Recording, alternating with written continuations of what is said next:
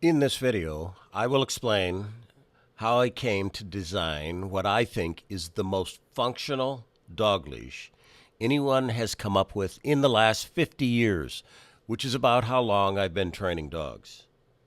I've been told that all I do is live, breathe, and think dog training, and in a way, I guess that's true.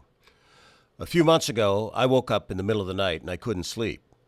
I was thinking about a dog that Cindy and I knew that had just been killed when its prong collar came apart.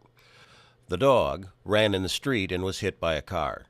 It was a litter mate to one of our dogs. The handler had been at weekly training, and when she left the training field, the dog hit the end of the leash. The prong popped apart, the woman didn't have a backup dominant dog collar on her dog, and the young female ran in the street and was killed. That night, I could only think how traumatic and sad that situation was for the handler. When I was 15 years old, a similar thing happened to me.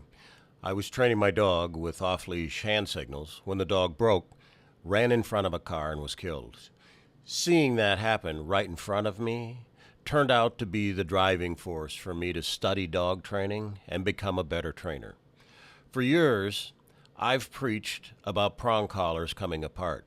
It's a common problem, which is why we here at Leerburg insist that people always train with a backup dominant dog collar on their dog. This young female didn't have one on that day. Now, I know it can be difficult to get the snap of a leash clipped to two collars at the same time. It's common for a young dog's drive to come up when it knows it's about to go to training, and especially if it likes training.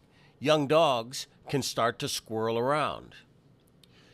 If the trainer would get the prong collar clipped on first before the dominant dog collar, and the dog starts this squirreling around, the handler can have a problem.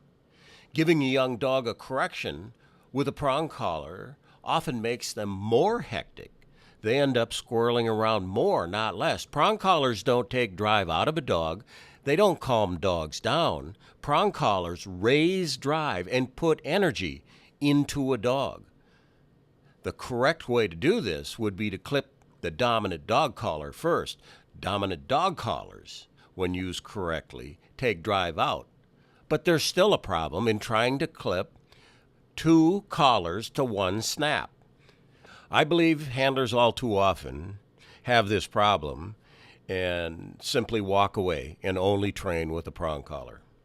Well, that night laying in bed, it came to me that there had to be a better way to handle this. If I had one leash with two ends and a snap on each end, and one of the ends was longer than the other, I could easily clip the long end to the dominant dog collar and the short end to the prong collar. I would clip the long end on the dominant dog collar first. If the dog started to squirrel around, I could simply use the dominant dog collar to calm him down while I clipped the prong to the second snap. The key here was that I had to design the leash so that the leash correction would come from the prong collar and not the dominant dog collar. Now, there are two dog leashes out there and have been forever, but both of the tabs are the exact same length. So if you would use a two-dog leash in this system and you went to give a correction, the dog would get a correction from the dominant dog collar and the prong collar. We couldn't have that. That's not what we want to do. So I solved the problem by making the tab for the backup dominant dog collar longer than the leash. Now, when a dog gets a leash correction, the correction comes from the leash, from the prong collar, and not the longer tab that's attached to the backup collar. My biggest concern that night was that I would go back to sleep and forget about this whole system the next morning. Well, when I woke up, I remembered it, and the first thing I did was have a meeting with my Amish harness makers. And we started to make prototypes. It took a few, but I think we've got it pretty good right now. To keep the weight down, we used a smaller clip for the dominant dog collar, and the tab for the dominant dog collar is thinner. We found that When both tabs were the same width, the assembly got to be a little too heavy.